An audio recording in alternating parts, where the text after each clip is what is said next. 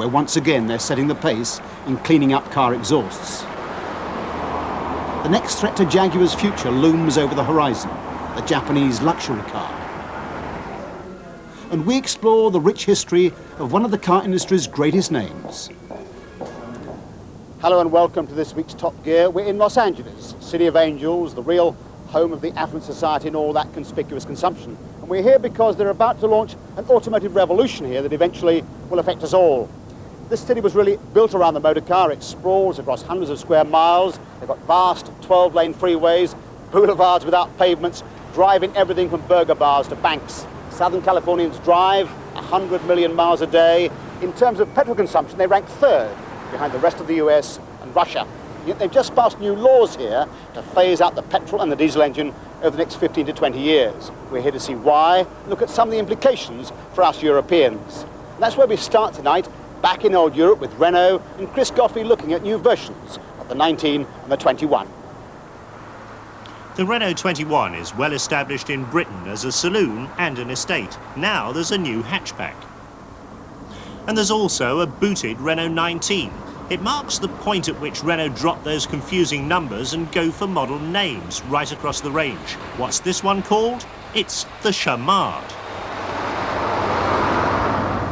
No major surprises at the back here, quite a standard hatchback layout, removable parcel shelf and an asymmetric split rear seat. Plenty of room for the Top Gear luggage, but quite a high loading sill. The big surprise, why it's taken so long for Renault to introduce this variant. After all, the 21 Saloon was launched back in October 1986. It seems quite a long time to educate the buyers that there's another variation available. The booted version of the 19, to my mind, rather more attractive than the slightly dumpy hatchback version, and it's got a better CD factor, as you might expect. Under the lid, quite a capacious 16.3 cubic foot boot. It just about takes the Top Gear suitcases, and the rear seats also fold down if you've got a long load. The spare wheel is under the boot floor, and that's a big advantage, means you don't have to unload everything if you get a puncture. The car competes against models like Volkswagen's Jetta, Vauxhall's Belmont, and of course Ford's Orion. Now those buyers tend to be rather older than traditional hatchback buyers, but they require a rather high standard of luxury and equipment in their cars. And they all come from the business sector, which is where Renault has got to do well.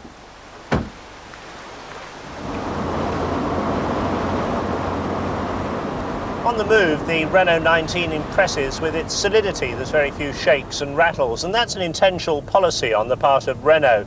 They've made the car stronger and slightly heavier than its predecessors, precisely to meet consumer demands for a car that feels more Germanic and more solid than some of their previous models. That impression is continued in the dashboard layout. It's got a soft feel top, and it avoids the rattles of the rather thin plastic Renault tended to use in the past. The radio is located high up in the dashboard inside the driver's eye line, and there's also a very convenient stalk control for changing station, volume and waveband. To be able to control the radio without taking your eyes off the road is something other manufacturers should emulate. It's a very comfortable car. The seat supports you in all the right places. There's a tilt angle and a lumbar support control. Performance is up to the class average, but the 19 is no ball of fire, and the 1.4 engine in this one sounds rather strained when it's pushed to the rev limit. Road holding is very good. There's a lot of adhesion from the tyres, but make no mistake, this is no traditional French suspended Renault. It's lost the softness and the roll from the older models, and it's very much a Euro car ride. It does everything competently, it feels and looks good, but you wouldn't call it outstanding. Changes to the 21 aren't just limited to the new hatch, but you've got to look pretty hard to spot the differences. Mechanically, the new range is very little changed from the old one, except I found on this particular example the gear shift rather notchy and sometimes very difficult to find the gear you want. But handling has always been one of the Renault 21's strong points. There's plenty of grip even in wet weather, and the car always feels as though it's on the driver's side. French cars are currently achieving some success in our business and fleet markets. The Peugeot 405 and Citroën BX, for instance, are doing really well.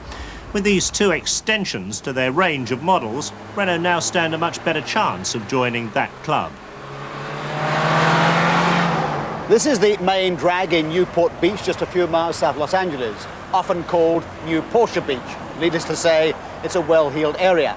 This is the local Jaguar dealership. Now, it claims to be the largest Jaguar dealership, not just in California, not just in the US, but in the entire world. There isn't a larger one even in Texas. Now, if that's the case, then what happens here has a major role to play in Jaguar's future, because Jaguar's economic well-being hangs as if by a thread on how well it does in this country. Now, in the early 80s, when the dollar was strong, European cars looked very cheap, Jaguar's sales boomed. They rose by over 50%. When the value of the dollar dived, it took Jaguar's fortunes, not to say its profits with it. Even though in terms of sales, Jaguar hasn't done as badly as many other prestige European manufacturers like Mercedes and Porsche. From their 1988 baseline, Jaguar sales have fallen off by just over 5%. Saab and Mercedes are down by about 3 times that. But Porsche's sales have collapsed, with a drop of over 40%. But the catastrophic drop in profits at Jaguar has left them highly vulnerable to takeover. Already the predators are prowling around. And worse could be in store, because the Japanese are now after Jaguar customers. The long-expected Japanese attack on the top-of-the-range luxury car market has come at last on 3 fronts, with cars from Honda, Nissan, and this smooth number from Toyota. It's called the Lexus. It gets its name from an American image consultant, so it's supposed to have all the right luxury overtones. But you only have to look at the shape of the outside of the car to see precisely where it's targeted. Mercedes, of course, you almost expect to see a 3-pointed star on the front end. Inside it looks and feels much more like BMW, but in no way is this car just a copy. It's Toyota's best attempt to achieve a higher level of luxury than they've ever reached before. And certainly the build quality is superb, both outside and in. It's the quietest car perhaps I've ever driven. In fact, it's uncannily quiet. You sometimes wonder whether the engine is running. The noisiest thing is the air conditioning. The power from the big 32-valve V8 engine comes on as smoothly as the Jaguar, which is saying something. The ride is certainly as good as the Mercedes 420, and the handling on these winding mountain roads is at least the equivalent of the BMW. On top of all that, the coefficient of drag is lower than the Porsche 911. All that with a price tag that's $20,000 to $25,000 lower than the German cars, about $10,000 better than Jaguar. Toyota's problem is really image. To buy a European car confers status, whereas to buy a Japanese one certainly doesn't. But Lexus at this price is a real bargain in this country, and Americans aren't notoriously ready to ignore one of those. So I would say Mercedes and BMW and Jaguar really do have a battle on their hands. As if to rub salt into the wound, there's another Japanese car that's just taken off in the States. This little sports car has thrown California into a real tizzy. It's Mazda's MX-5, or Miata as they call it out here. Came out last March, and now everybody wants one. People are queuing up to get their name on the list. It's all about California's love of nostalgia. The ad for this car says it takes you into the 90s and back. They might have added back to the carefree British sports cars of the 50s and 60s, because that's where it came from. Indeed, the behind-the-scenes story of this car is quite extraordinary. An American working at Mazda's West Coast design studios and passionate about the premature demise of the old 2-seat British ragtop, spent 10 years persuading the gurus at Mazda to recreate it. And that really is where the MX-5 has come from. So it's rounded rather than wedge-shaped in the current idiom, it's front rather than mid-engined, and it's conventional rear-wheel driven. This is not a copy of the MR2, it's a dead ringer for the old Lotus Elan. And in terms of length and weight, it's really just a whisker away from the old MGB and the TR6, who are its real ancestors. The engine is a deturboed version of one of those used in the 323, which gives a brisk rather than exciting performance, 0 to 6 in about 9 seconds, top speed about 115 miles an hour. Certainly not a purist sports car because it's far too refined, but I think it'll sell like takeaway pizzas when it gets to the UK, because it's everything you want in a sports car. They like to drive, it's fun, it's very forgiving, above all it's affordable. I only wish it were British. Now, despite the modern attractions of the small and the beautiful, and the current pressures for conservation of energy, it's only a few years since gas guzzlers were king here in the States. Size and power of the engine were everything, real status symbols, in fact. And although now we see them as automotive dinosaurs, many people here lament their passing. So, like classic cars in the UK, they've become major collector's items. Becky Adam has been looking into it.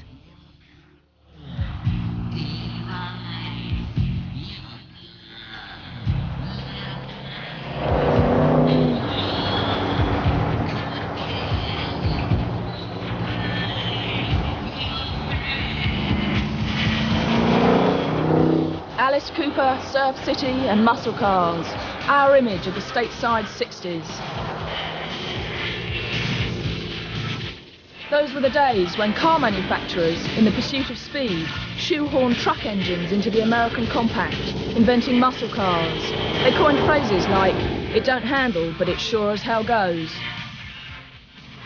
Muscle car phenomenon started in 1964 as a direct result of a man named John DeLorean, who I'm sure everyone is familiar with, and another gentleman named Jim Wangers, who was a public relations representative for the advertising agency of Pontiac.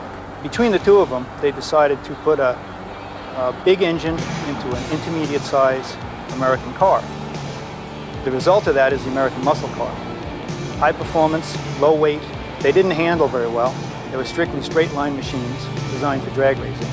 But that was the very beginnings of the muscle car movement. This car here is a 1965 GTO, 389 cubic inch engine, 335 horsepower. That comes out to 6.5 liters. The car is extremely responsive, has 3 two-barrel carburetors. It was one of the fastest mid-60s muscle cars. Most people did not use these cars as grocery getters. They were not the family car that you threw the kids in and went to grandma's house. They were a Sunday afternoon, take it out, and street race with your buddies' cars. Pontiac aimed their over-engined muscle car squarely at the macho American male, and Ford, to catch their rivals, went to Carroll Shelby of Cobra fame. His speed shot beefed up the horsepower and turned the rather mundane Mustang into a tyre-smoking street racer. 20 years on, the coveted Shelby convertible is now worth around $70,000. Ford did eventually produce their own cars, but only with the help of Carcraft, their racing subsidiary. With chassis mods and acceptance that there's no substitute for cubic capacity, they created a Mustang called Boss. The Boss 429 Mustang is the best of the muscle cars. It was made in 1969. It was one of 859 made. The purpose for this was at that time Ford was interested in promoting performance. And to do so, they thought it would be a good idea to develop this big Hemi engine to run in their NASCAR racers. They were never used for racing on the tracks. The engine was and was quite successful. It won 25 Grand National races in 1969, but only in the larger Torino chassis. Ford's success in competition spurred other manufacturers into action.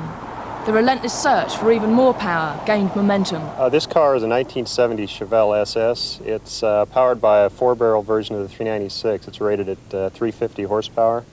It's got an automatic transmission, SS rally wheels, the cowl induction hood. It's got a bucket seat interior with a bucket seats and floor shift. I prefer to drive this over modern cars. It's quite a bit more fun. But in 1971, the fun was over. Legislation by the Environment Protection Agency and limitations set by insurance companies brought the muscle car era to an end. Now only the foot-to-the-floor fraternity keep the legend alive. This is it. This is Buick's ultimate bad boy muscle car. It was one of the 10 fastest muscle cars ever tested. Right now it's all mine. I use it for fun. It was a limited production car. They only made 280 of them. There's probably less than a third of those surviving. The ones that are around have been restored, and the people that own them drive them, and we all race them.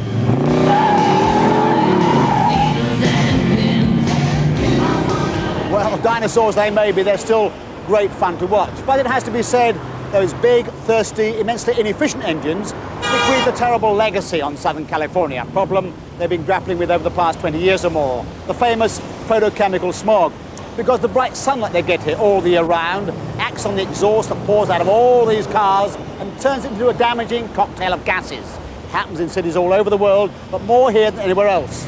Makes the eyes sting, grabs you at the back of the throat, and it seems eats away at the lining of the lungs. It's estimated that 98% of Southern Californians are affected. Children are most at risk. They can suffer a 10 to 15% reduction in lung capacity for life. Postmortems on teenagers' lungs, for example, showed them to have all the signs of advanced middle age. Back in the 1960s, Californians were the first to instigate the use of catalytic converters and unleaded petrol to clean up car exhausts. The automotive industry squealed and said it couldn't be done, or it would be too expensive. But California laid down a strict timetable for implementation. Now, of course, most of the industrialized world has followed suit. Today, 85% of the petrol sales in Southern California are unleaded, even though, unlike the UK, it's actually more expensive. The result is that conditions now are much better here. On some days you can actually see the mountains. But last year, for example, on 230 days, the air here was more polluted than government standards allow. And on 75 days, children and old people were advised to stay indoors. Then in 1984, one man, Mark Abramovich, took on the might of the administration. He sued the government's Environmental Protection Agency for not protecting Californians against their poisoned air, for not, that is, enforcing the law. After a 2-year battle, he won his case, and Southern California had to introduce a plan to clean up its air, to bring it into line with government standards over a 10 or 15-year period. The plan is comprehensive. It covers everything from power station chimneys to paint factories, even barbecue fuel. But the new laws governing cars go further than anyone thought possible.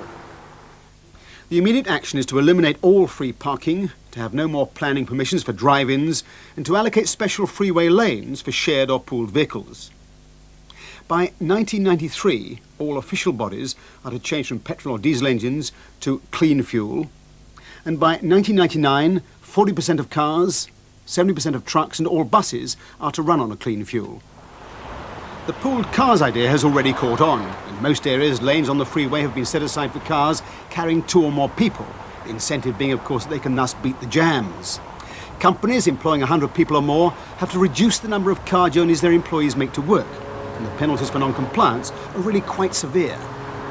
We do have the authority to impose a $25,000 a day or a year in jail fine. Now, we hope we're not going to have to do that, but we have fined companies who haven't submitted a plan letting us know how they're going to reduce the number of vehicles driving to work at their site in the morning. So are employers in California generally taking that regulation seriously? I think so. We've seen some really good plans come up from companies around the basin. Incentives such as a 4-day work week, 10-hour day, flexible hours, or telecommuting, which is basically working at home. Anything to reduce the number of vehicles that they have coming into the workforce. Well, as you might expect, those demands have really set the cat among the pigeons. There are those who argue they should be tougher and go further faster, while the car industry, for example, is already implying they can't be achieved. But things are really moving here. Edison, as you might expect, is making a big play for electric vehicles. But they have to carry 36 batteries, can only do a 60-mile day on an 8-hour charge. They may, however, have their niche, but the biggest developments have been made with propane and methanol-powered vehicles. Orange County Transit, for example, have been using propane-propelled buses for 4 or 5 years now. They find lower maintenance costs, a better performance, and the fuel costs only half as much as diesel. Methanol is the other big front runner. It's easy to produce from natural gas and burns clean, and Ford and GM have supplied 5,000 experimental vehicles for use in LA. It has its problems. It's more expensive than petrol, requires bigger fuel tanks. Above all, it requires the oil companies to set up a nationwide distribution system. But George Bush has made it quite clear where he wants things to go. 500,000 flexible fueled cars able to use either petrol or methanol by 1995. There's even an idea for the state to buy up all the big old heavily polluting cars in one fell swoop and scrap the lot. But how do Californians in general feel about the plan? There's widespread support for this plan. It did take pressure groups to mobilize that support, but the public has long made it clear that they want clean air. But if it were to go to a referendum, for example, would it be voted in? Yes, I believe that it would. Repeatedly, the public has listed air pollution control as one of the 3 top priorities, along with crime and drugs. There are lots of Californians in positions of power who believe the cost is too great. We don't believe that air quality is the only issue that has to be considered. We believe that it's one goal among many, and that you need a balanced approach towards solving the problems that we have in Southern California. And therefore, cost is a relevant consideration. We don't want to clean up the air at the expense of mass unemployment. There is no doubt that what California is planning to do is genuinely a revolution, bringing to an end the 100-year domination of the petrol engine. No wonder some politicians and some big vested interests are squirming a bit. But the general view here seems to be the plan will go through, albeit with some modifications. There's strong support here for what they call technology forcing law. And if we look at our experience with catalytic converters and lead-free petrol, it seems clear that as changes take place here in the Golden State, eventually the rest of the world follows suit, and that, of course, means us. Now, from a glimpse of the future here in California to a gaze at the past, back across the water in France, where Chris has been looking at the long and varied history of the name Peugeot.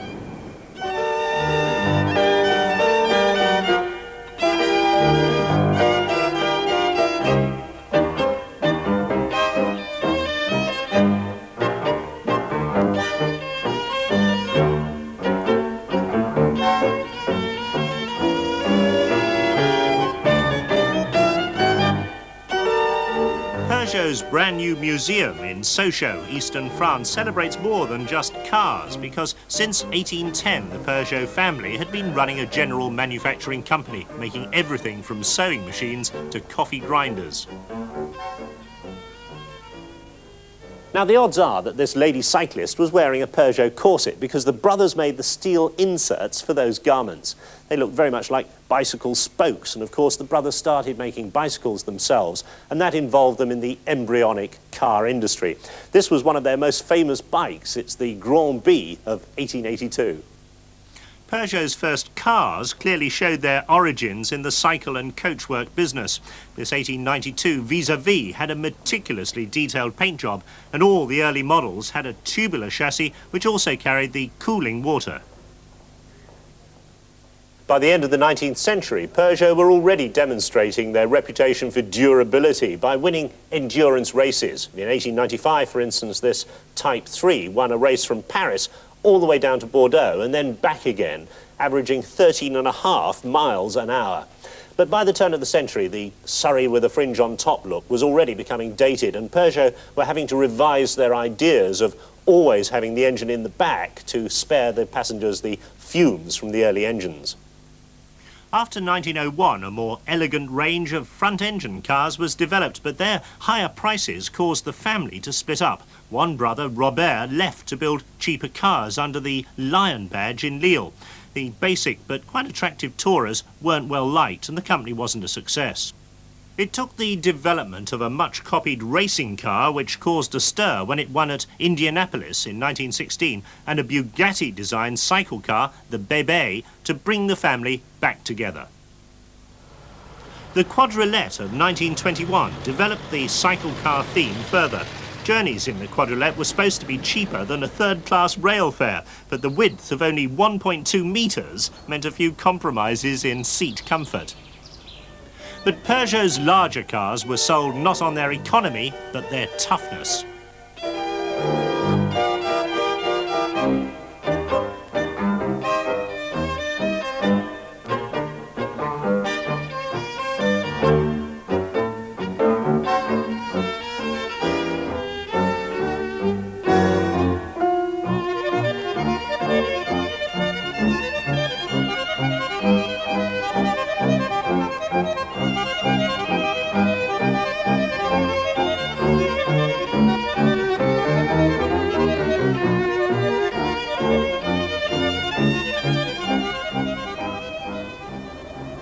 It was in the 30s that Peugeot started the principle of calling their models after a 3-digit number with a 0 in the middle.